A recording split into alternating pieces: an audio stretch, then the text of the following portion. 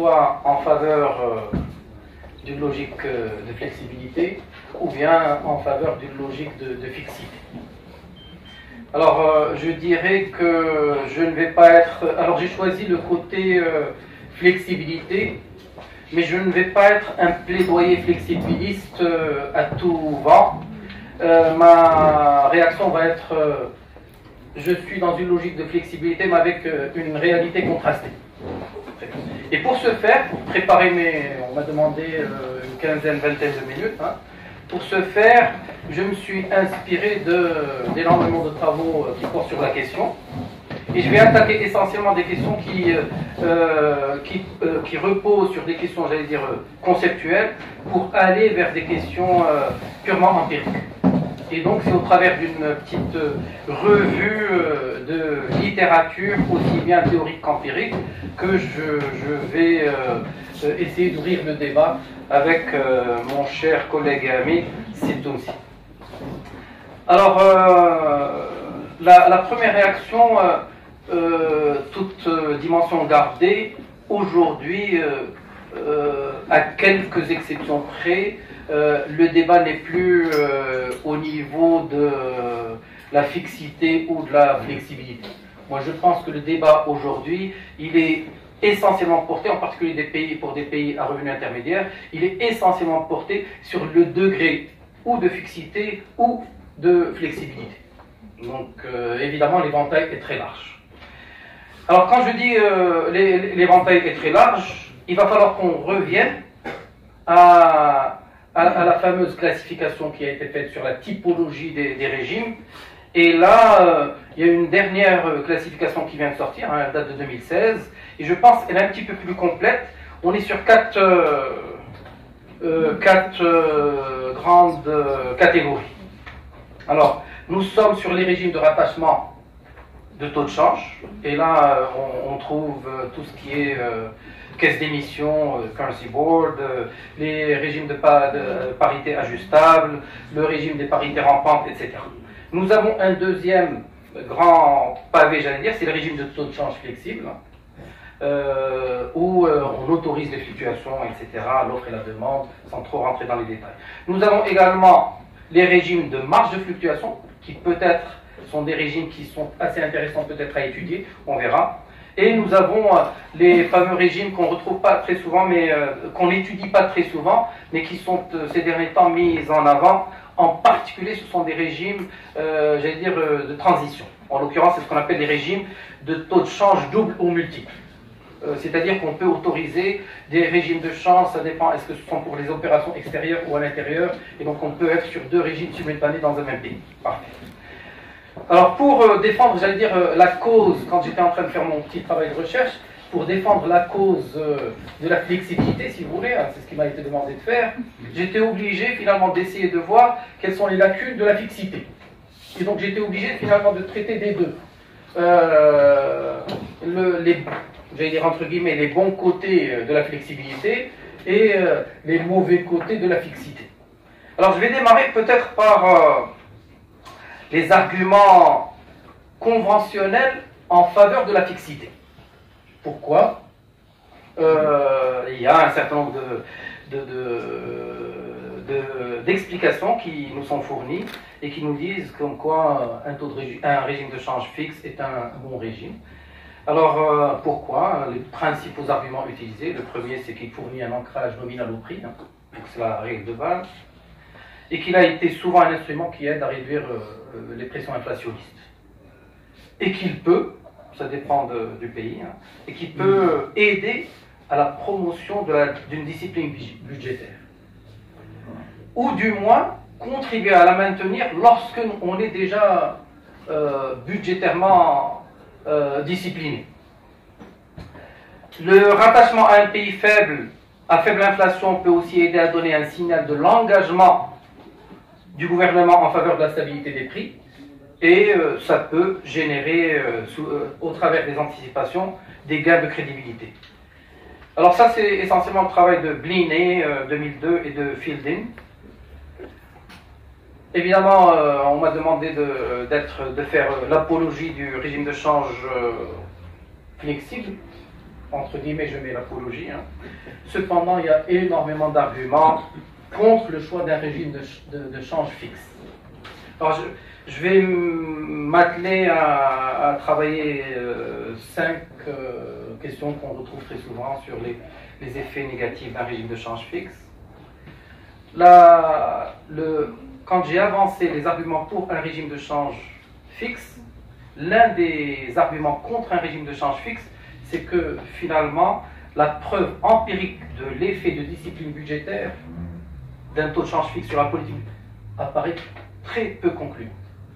Donc tous les travaux ont montré que finalement, parmi les raisons qu'on invoque lorsqu'on parle de régime de change fixe, entre autres, c'est la discipline budgétaire. Une bonne partie des travaux, empiriquement parlant, n'ont pas trouvé cette relation, qu'un régime de change fixe pouvait être à l'origine de la promotion d'une discipline budgétaire. Le deuxième argument contre le choix d'un taux de change fixe, c'est que le gain de crédibilité qui est souvent associé au rattachement à un pays à faible inflation tend à être également dans ce cas de figure en pratique très limité. Et là, j'adresse essentiellement les travaux de Svensson. Bâtir une réputation de crédibilité et établir un engagement ferme en faveur de la stabilité des prix requiert souvent, alors là, on fait appel à quoi? Des réformes de politique nationale et institutionnelles assez significatives, comme par exemple accorder une indépendance à la Banque centrale. Le troisième argument qui est souvent évoqué et invoqué lorsqu'on argumente contre le choix d'un régime de change fixe, c'est que bien que la stabilité du taux de change nominal soit importante, la flexibilité dans la conception des politiques de change s'avère nécessaire pour éviter les appréciations réelles excessives et compenser l'impact des chocs déstabilisateurs. C'est-à-dire, un taux de change fixe peut en fait empêcher l'ajustement du taux de change réel en réponse aux chocs intérieurs et extérieurs. Et comme le soutiennent un certain nombre d'auteurs, en l'occurrence Glick, ils soutiennent que les régimes de rattachement du taux de change jusqu'en 1996 n'étaient pas la cause du faible niveau d'inflation. En particulier, là, le travail a été fait sur les pays d'Asie de l'Est.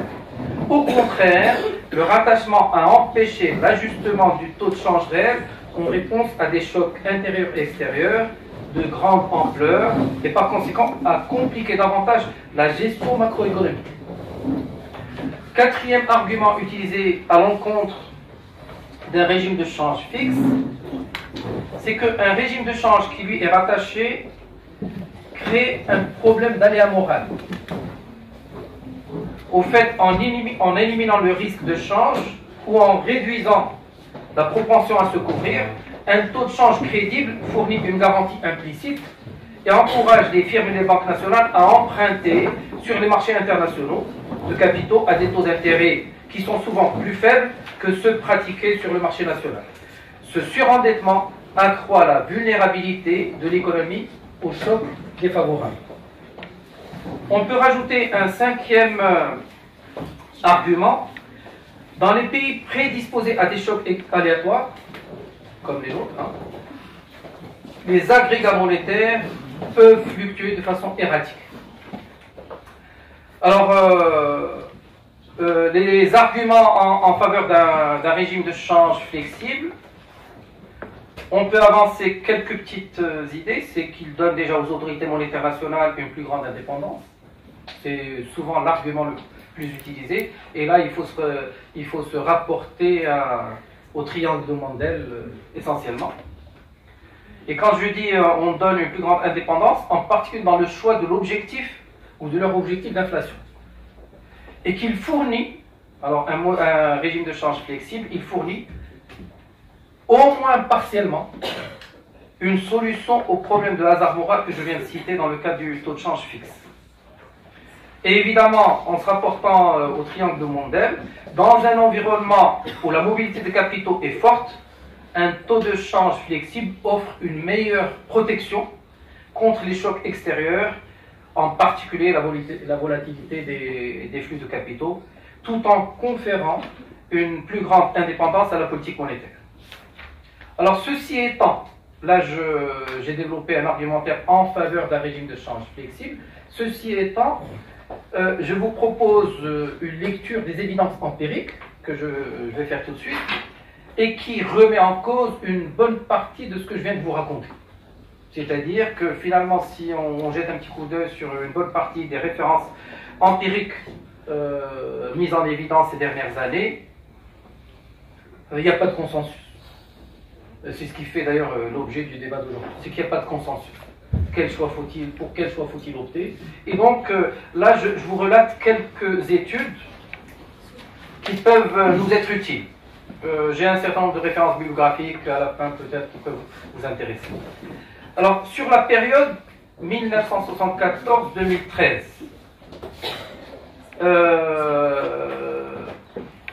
les études ont montré la forte baisse des régimes de parité fixe depuis les années 80 et une tendance évidemment concomitante vers des régimes de change flottants. C'est également c'est conforme aux travaux qui ont été faits par ce que vous avez cité comme auteur tout à l'heure, en tout cas Bouboula et Hautker et Rob. Cependant, ce mouvement s'est ralenti. Là, je suis dans les grandes tendances. Ce mouvement s'est ralenti et même inversé quelque peu. Au début des années 2010. Donc, il y a un article qui vient de sortir qui est assez intéressant par rapport à cela. Les régimes intermédiaires ont également perdu en popularité. Donc les régimes de coin que vous étiez en train de citer tout à l'heure. Ce phénomène peut refléter un changement de préférence des banques centrales, qui depuis quelques années ont choisi de mettre un accent plus fort sur la stabilité du taux de change, surtout dans un contexte de plus grande ouverture financière. Et donc le ciblage d'inflation avec un taux d'inflation relativement réduit semble être mis de côté pour l'instant. Il y a un travail relativement récent de 2016 de Lévy-Yebati et de Sturzenegger. Ils ont montré de plus que les choix d'un régime de change varient aussi, et ce n'est pas un nouveau, selon le niveau de développement. C'est ce que vous avez cité tout à l'heure, comme quoi les pays développés semblent davantage porter sur des régimes flexibles et que les pays en voie de développement sur des régimes de régime.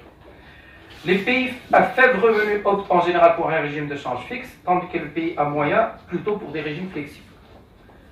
Alors, ce ralentissement de tendance vers les régimes plus flexibles est également documenté par Blény en 2016, ça aussi, et leurs travaux, Blény et d'autres, ont montré qu'il existait une corrélation positive entre le niveau de revenu et le choix d'un régime de change flottant. Je remets en cause ce que je venais de dire il y a quelques secondes. Et le choix va également dans le même sens lorsque l'inflation est forte. Ils ont trouvé que le seuil c'était supérieur à 10%. Donc le choix ne peut pas se faire. Et lorsque le pays est peu ouvert au commerce international, donc il y a des conditions et des contraintes qu'il va falloir. La baisse de l'inflation internationale depuis les années 90 remet en cause ces schémas. Peut donc expliquer peut-être pourquoi les régimes de parité fixe et les régimes intermédiaires ont connu un regain d'intérêt ces dernières années à partir de 2002. Alors, d'autres études empiriques ont permis également d'établir d'autres résultats assez importants. En l'occurrence, Blény avec Francisco ont montré que l'inflation est plus faible dans des régimes de parité fixe, tandis qu'un autre travail de Blény, mais celui-là en 2008, ont trouvé que les engagements extérieurs du système bancaire et la dette étrangère sont associés à un degré élevé de flexibilité du taux de change. Comme quoi, il faut nuancer. Un troisième travail que j'ai trouvé assez intéressant et qu'on retrouve très souvent dans la littérature, c'est celui d'Edwards. Ils ont montré que la production, le PIB, pour faire simple, est plus vulnérable aux chocs externes dans les pays avec les régimes de change les moins flexibles. La raison essentielle semble être que dans ce type de régime, l'ajustement du taux de change réel est plus difficile à établir. Alors, je vais aller directement à un autre travail, celui d'Obstfeld, 2017. Ils ont trouvé que les pays opérant un régime de change fixe ont connu une croissance de crédit plus rapide, ce qui peut avoir aussi comme conséquence une plus grande fragilité financière. Il y a un travail de Tobin, pas le fameux Tobin à la taxe, mais quelqu'un a écrit son nom T-O-W-B-I-N, hein, et Weber, 2013. Ils ont trouvé qu'en présence d'une dette libellée en monnaie étrangère élevée, un régime de change flexible ne permet pas de mieux insuler la production face au choc exogène. Alors finalement, si au travers de ce que je viens de raconter, on a du mal à trancher. Ma conclusion est la suivante, hein, et peut-être que le débat, d'où la raison de cet après-midi, c'est que la littérature empirique, elle est assez vaste, aussi bien théorique qu'empirique d'ailleurs. Et aujourd'hui, dans cette vaste littérature, il y a très peu de résultats, j'allais dire, robustes qui émergent et qui tranchent définitivement en faveur de l'un ou l'autre des régimes, ou même, j'allais dire, tout l'éventail des régimes. Et donc, d'où la nature du débat d'aujourd'hui. Je vais me limiter à ça, évidemment, en cours de route, j'aurai évidemment si éventuellement il y a d'autres précisions. Merci, Siak Aboun, évidemment, merci à vous. Merci, professeur Abbassi. Alors, vous avez présenté les arguments contre le régime fixe, ensuite des arguments en faveur de la flexibilité. Vous avez conclu qu'il n'y a pas de consensus concernant qui découle aussi bien de la littérature empirique que théorique. Donc je donne la parole immédiatement au professeur Saïd Fonsi qui va réagir par rapport aux propos de Sylvestre. Merci, Monsieur le Président. Je voudrais juste dire qu'au départ, j'allais faire le même travail, mais je me suis dit que, travaillant ensemble avec le professeur Abbassi, qu'on allait pratiquement aborder dans le même sens, et puis tout de suite, j'ai pris un autre chemin. Je voudrais juste dire qu'il y a un travail récent, 2018, d'un de nos étudiants qui a été fait au Fonds monétaire international, qui s'appelle Mokhtar Bellamin, qui vient de soutenir, et qui a travaillé sur, effectivement, le problème du régime de change. Bien entendu, c'est un étudiant qui défend le travail de la flexibilité. Alors, ce que je vais essayer de faire, c'est plutôt les festiliser concernant le cas marocain, pour ne pas aller dans le même sens. Mais ce tour de littérature est fondamental. Il montre effectivement qu'il n'y a pas de consensus sur la question. Ça, on est d'accord. Maintenant, si je prends l'économie marocaine, bon, on crie à tue-tête que l'économie a subi un lot de revers et qu'elle a pu, selon certaines analyses, résister au choc. Et ce, grâce à sa bonne gouvernance politique économique. Vous avez compris que je ne suis pas d'accord, grâce à ce que j'appelle une trinité. Hein, pas la trinité de Mendel, hein, comme on la connaît tous en théorie, mais la trinité d'une bonne gouvernance économique, à savoir une bonne discipline de la politique budgétaire, stabilité des prix et régime de change fixe. C'est-à-dire, c'est le discours officiel qui a raconté ça depuis longtemps. Hein. Le changement, c'est nouveau. Je me rappelle bien lorsque j'avais à assister dans les articles du FMI, qui ont été invités à un certain moment donné, les professeurs de CNP. Et je me rappelle bien, il y a 3 ans, 4 ans, le ministère des Finances défendait, alors, le taux de change fixe, hein, défendait. Bon, il y avait Bank al-Maghreb, il y avait un autre centre de cloche, mais officiellement, le ministère des Finances, avec à l'époque la DTFE qui généralement défendait le régime. Et le revers, ce n'est que ces 2 dernières années, hein, il faudrait cela le préciser. Donc cette trinité, moi je pose la question. Trinité que je viens d'expliquer, ainsi que la prudence dont a su faire preuve nos institutions financières. Ça, c'est ce qui est développé par le discours.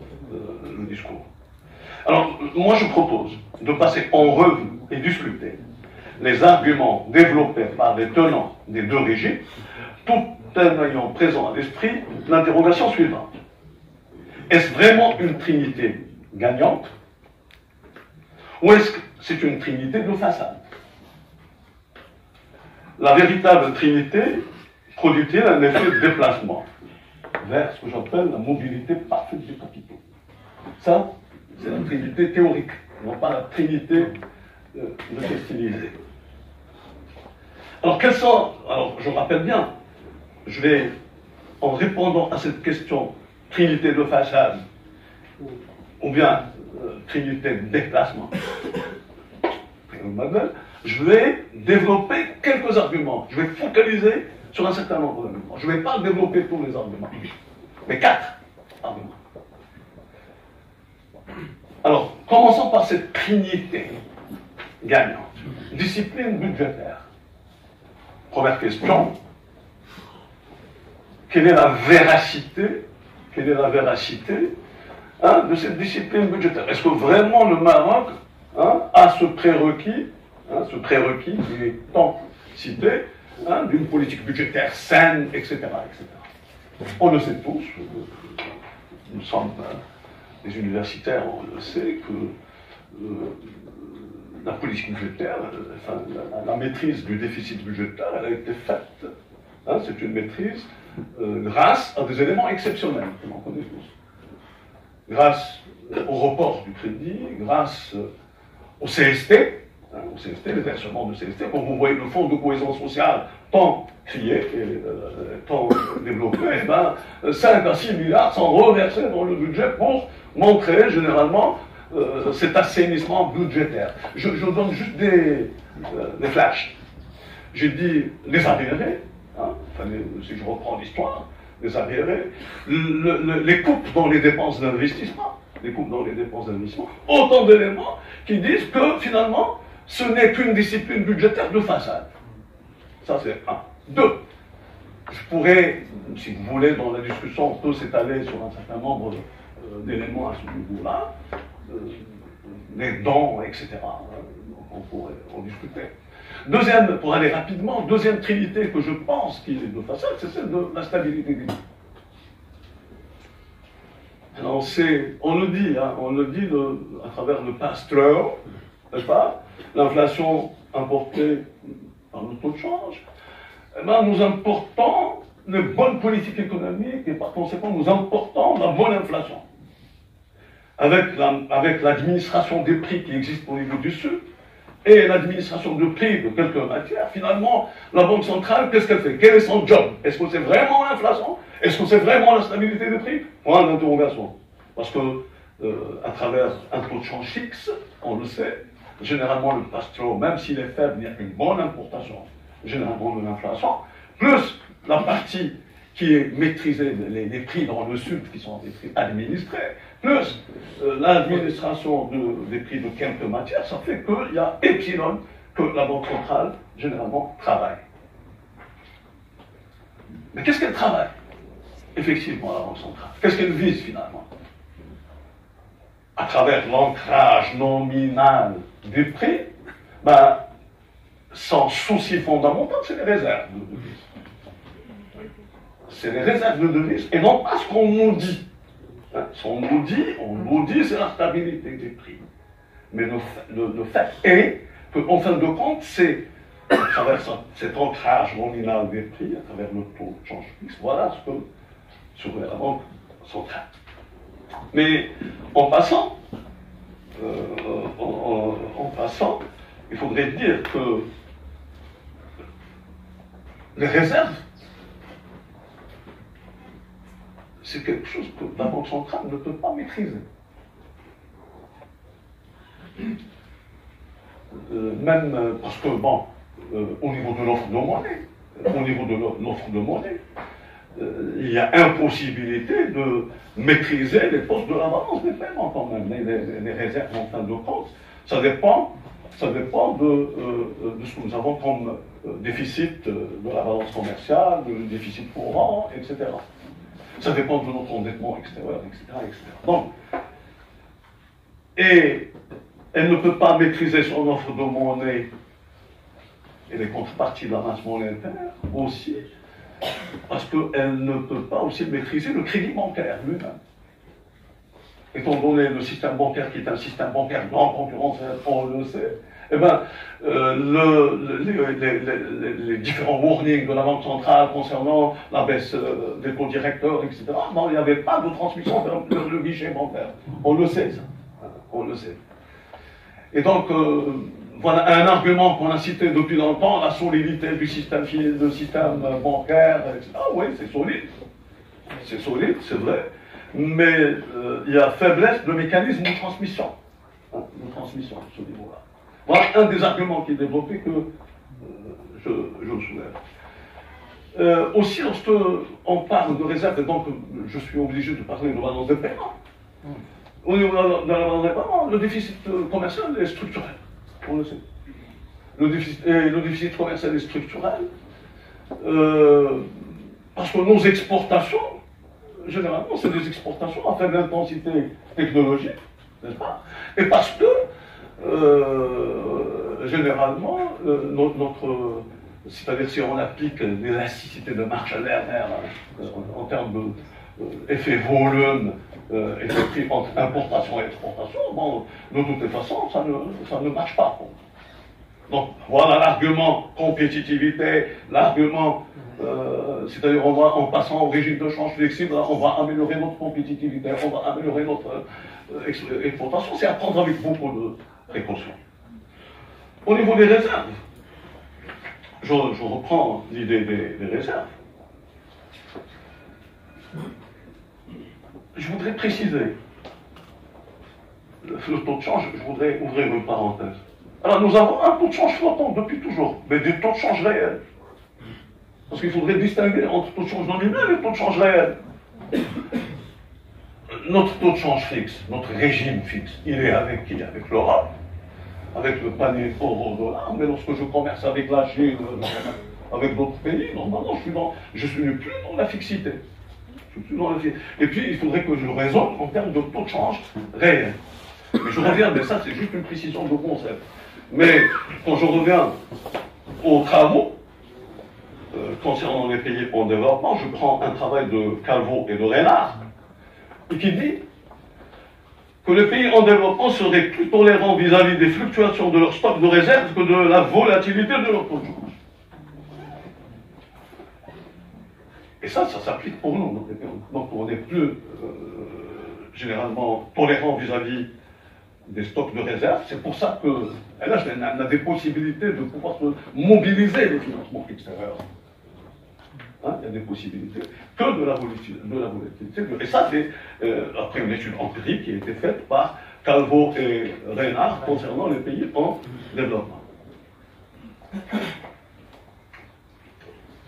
Mais, contrairement à cette idée, je reprends le contraire de l'argument, les partisans de la flexibilité disent que la première ligne de défense contre les chocs externes doit passer par une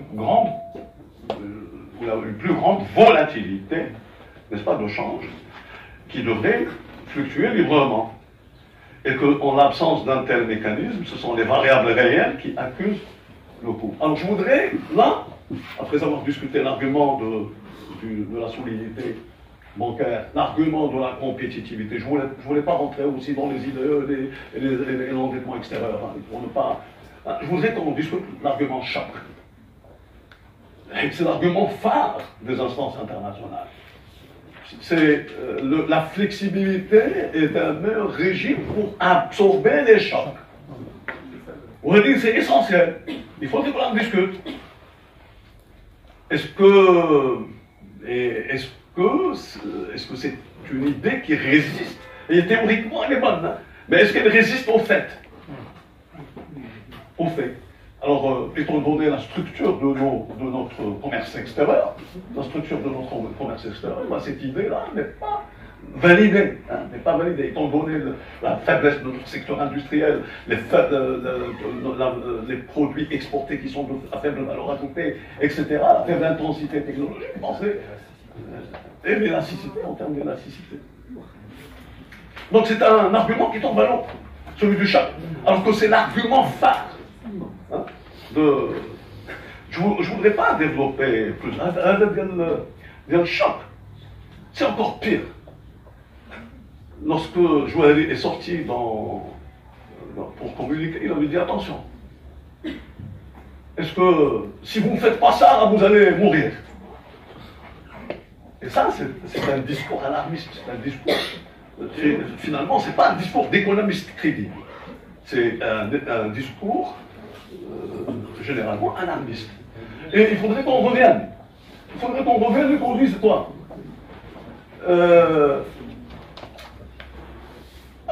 شحال هادي وداير طون شونج فيكس دابا ولا c'est-à-dire le danger, c'est-à-dire depuis longtemps, on avait créé à tue-tête, non, c'est grâce à cette trinité, c'est grâce à que le Maroc est résilient, que son système est résilient, etc. Mais finalement, cet argument, du jour au lendemain, est devenu un argument contraire. D'ailleurs, sur le plan communicationnel, c'est une erreur professionnelle. C'est une erreur professionnelle, je vous l'assure. Ça, c'est pour l'argument. Donc, j'ai développé l'argument du système bancaire, l'argument de la compétitivité. On peut discuter l'argument des IDE, l'argument aussi de l'endettement extérieur. Je m'arrête là. Dans la littérature, maintenant, qu'est-ce que j'ai montré? J'ai montré que c'est une trinité de façades. Mais cette trinité de façades m'a permis de passer en revue un certain nombre d'arguments. Hein, j'ai choisi, et le plus important pour moi, c'est l'argument choc. C'est l'argument choc. Maintenant, dans la littérature, et pour passer aux choses sérieuses, dans la littérature, on dit que les pays ayant des liens étroits avec les marchés financiers mondiaux ne peuvent maintenir une parité fixe et doivent choisir entre une parité rigide ou là un régime flottant, c'est-à-dire des solutions entre un bagage d'intermédiaire. Dans la littérature, vous voyez aussi la littérature comment elle se développe, je veux dire les solutions de quoi hein, sont les seules solutions. Il n'y a pas de solution pour les pays en développement, les pays émergents, il n'y a pas de régime intermédiaire. Et si on va vers le régime intermédiaire, il faudrait qu'on soit intégré financièrement et commercialement, et etc. Intégré financièrement et commercialement, c'est toute une discussion. Voilà un autre argument que je cite. Il y a d'autres pays qui sont intégrés financièrement et commercialement et qui adoptent un régime de change fixe. Qui réussissent, vraiment. Et aussi, il y a d'autres pays hein, qui adoptent le régime de points flexibles, flottants, vraiment, et qui sont intégrés financièrement. Et donc il n'y a pas, ça rejoint l'idée de consensus Maccaïch, c'est-à-dire que finalement, et Murray, c'est des banquiers canadiens, de la Banque centrale du Canada, et qui disent ceci, on le sait, alors, il convient de souligner qu'aucun régime de change n'est optimal pour tous les pays ni à toutes les époques. Ça n'existe pas pour tous les pays à toutes les époques aussi. Pas plus qu'un régime de change ne saurait suppléer à l'absence de bonne politique économique et de solides institutions. Ça, c'est un peu... Et puis, je termine, le régime de change doit être considéré comme un élément constitutif d'un régime monétaire cohérent, lui-même partie intégrante d'un cadre macroéconomique sain. Ça, c'est important. Donc voilà, je termine par ça en disant que, qu'en fait, il n'y a pas de régime parfait. Il n'y a pas de régime parfait. Merci. Merci, M. Tounsi. Vous avez présenté des arguments en faveur essentiellement du régime flexible, et vous avez montré les arguments chocs essentiellement, les différents arguments également, la trinité de façade concernant le Maroc, et vous avez terminé aussi par l'absence de consensus concernant et l'absence d'un régime optimal, aussi bien au niveau des recherches théoriques qu'empiriques. Alors, Monsieur Delis Abbassi demande la parole pour également une petite réaction, et après je donnerai la parole à la salle pour débat. Très rapidement, uniquement pour abonder dans le même sens même si on est supposé débattre. Donc, pour abonder dans le même sens, deux petites idées. La première, c'est que si vous allez, aussi bien YouTube, et vous jetez un coup d'œil sur le cours d'un des plus grands spécialistes des régimes de change, c'est Frankel. Il démarre son premier slide, c'est, je l'ai noté ici, quand j'ai entendu Cécile avec sa citation à la fin, je l'ai noté parce que je l'ai dans un document. No one exchange rate regime is right for all countries or all times. Là, c'est Frankel. Okay. Alors, deuxième autre... donc déjà... alors là, il démarre son cours par cette phrase. Hein. C'est-à-dire que dans le cours de Frankel, il démarre son cours aux étudiants lorsqu'il fait son cours sur les régimes de change, etc. Il démarre par ça. C'est qu'il n'y a pas un régime standard applicable partout, etc. Deuxième, uniquement pour abonder dans le sens qui est le vôtre, les relations entre les régimes de change, la performance, etc. Je vous invite à consulter un petit travail qui est exceptionnel, qui date de 2011, qui est rédigé par Edwards.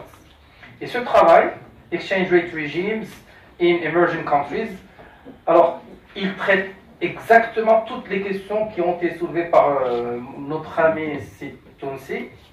C'est qu'il a pris 35 ans, sur les 35 dernières, à partir de 2011, 35 dernières années, et il a essayé de comparer, entre guillemets, les régimes de change dans un certain nombre de pays d'Amérique latine et un certain nombre de pays d'Asie du Sud-Est, et il a essayé de comparer. Et il est sorti avec ce qu'on appelle ici les régularités, un certain nombre de constantes, en comparant ces deux blocs de pays, qui eux, soit connaissaient des taux d'inflation extrêmes, volatilité des capitaux, etc.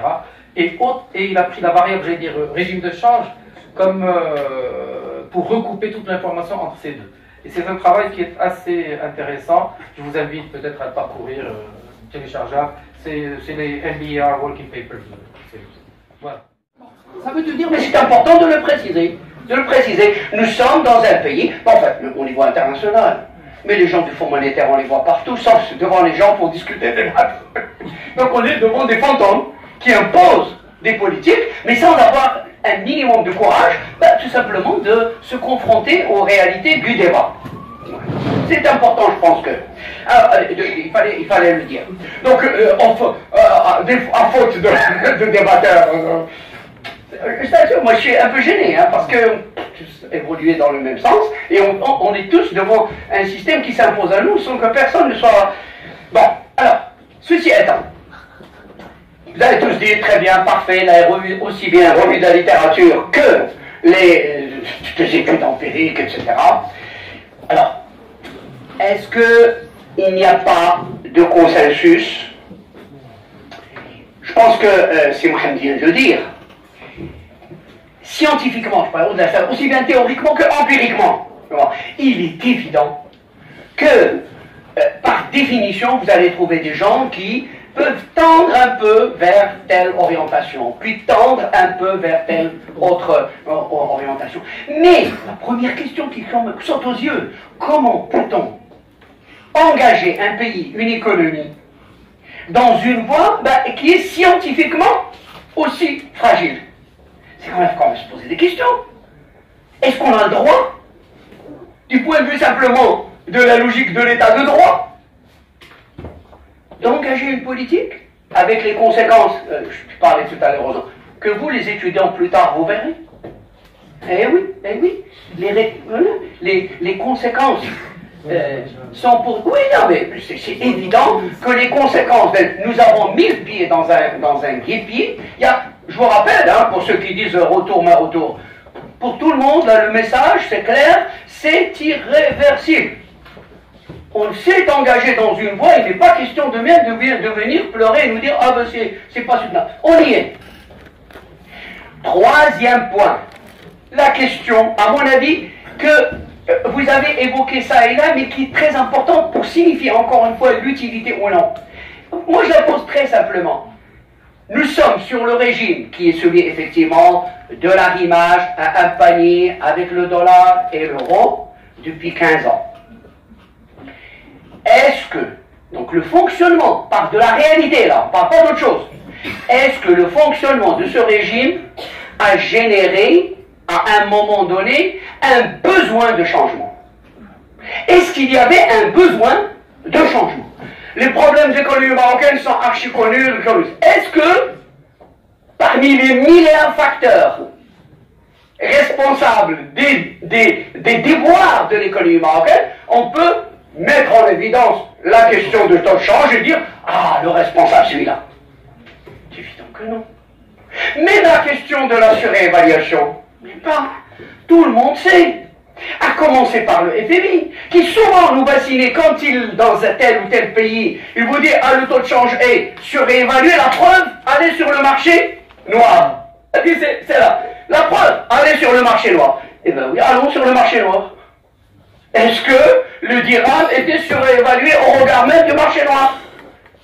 C'est évident que il n'y avait pas un besoin objectif, objectif. Et donc, s'il n'y a pas un besoin objectif, ça veut dire que c'est une mesure, effectivement, qui est déraisonnable. Encore, je veux utiliser des mots de ce type, déraisonnable.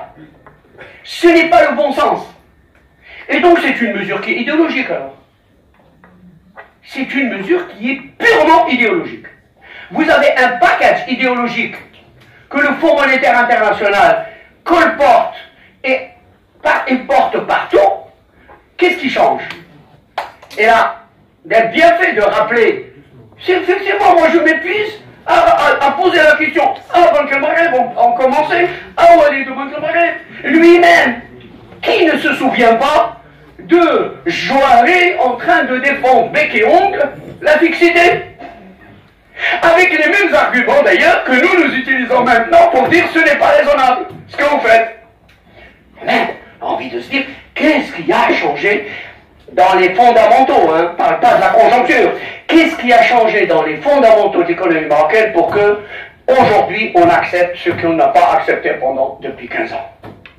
Bon, il reste qu'on est face à un programme idéologique dont les conséquences vont être extrêmement graves. Alors, je termine par un point, je ne veux pas on ne l'a pas dit, mais moi je veux peut-être qu'on avance pour qu'on avance dans le débat. Je pense qu'il faut quand même s'entendre. Encore une fois, ce n'est pas un jugement à la porte-pièce. Tous les fondamentaux, toute l'analyse que tu as évoqué de la situation de l'économie marocaine vous disent en réalité, flexibilité, ne jouons pas sur les mots. Flexibilité signifie dépréciation du dirham.